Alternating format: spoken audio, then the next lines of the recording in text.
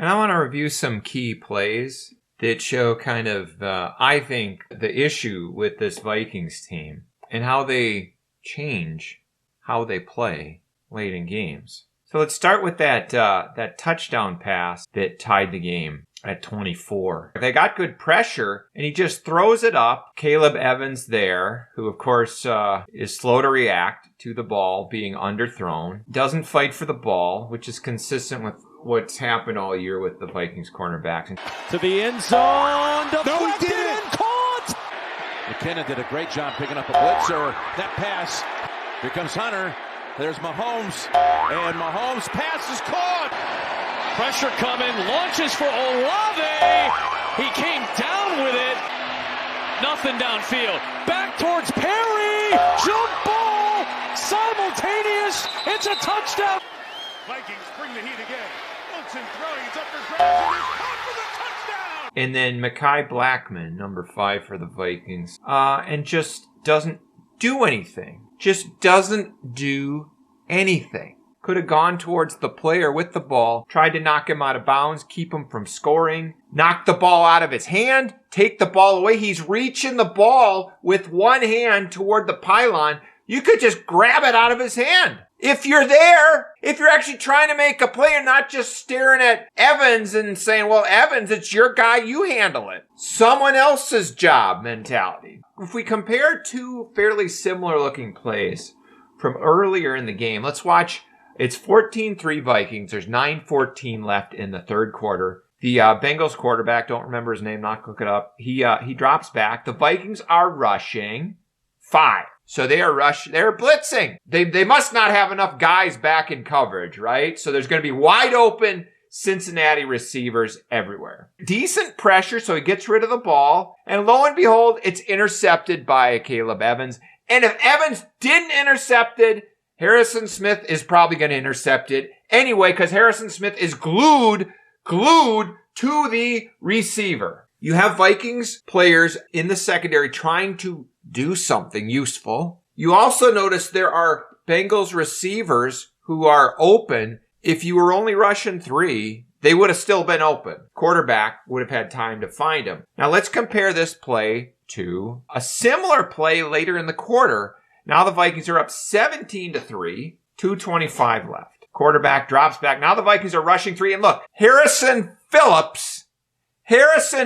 freaking Phillips is dropping back into pass coverage. Basically, you're playing with 10 guys when you do this, because he's not going to be able to cover anybody, chase anybody down. You're basically a one-legged man in an ass-kicking contest at this point.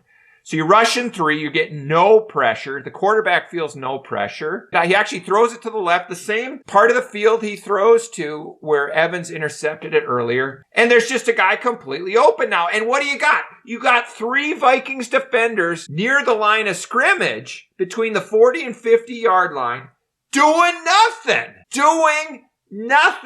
Covering they're bunched up, covering nobody, and there's a guy at the 45-yard line of the Vikings in Vikings territory standing there all alone, and it's complete, and that's the difference. Earlier play, you rush 5, you get pressure, he has to get rid of it, and you have 2 Vikings covering the target. Later in the game, once you get that 2-touchdown lead, you rush 3, you drop everybody back, and you got 3 frickin' Vikings doing nothing. You could have had 2 of those Vikings rushing the quarterback. 2 of those 3 Vikings doing nothing, rushing the quarterback. Or you could have them covering somebody, like covering the guy who's standing there all alone. But instead, what happens is you put everyone back in coverage, and you have so many guys back there that they just assume someone else will make a play. Can someone else do it? And this whole mentality of Vikings late in games where you just drop people back in coverage and sit back and lay back, and you get this very passive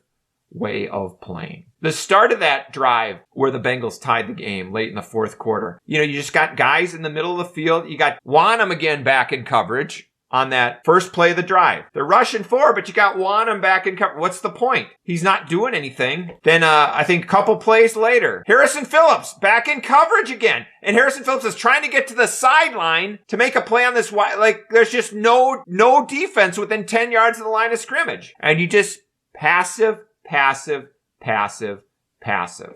And that's how you give up 3 touchdowns in the fourth quarter after giving up no touchdowns the first 3 quarters.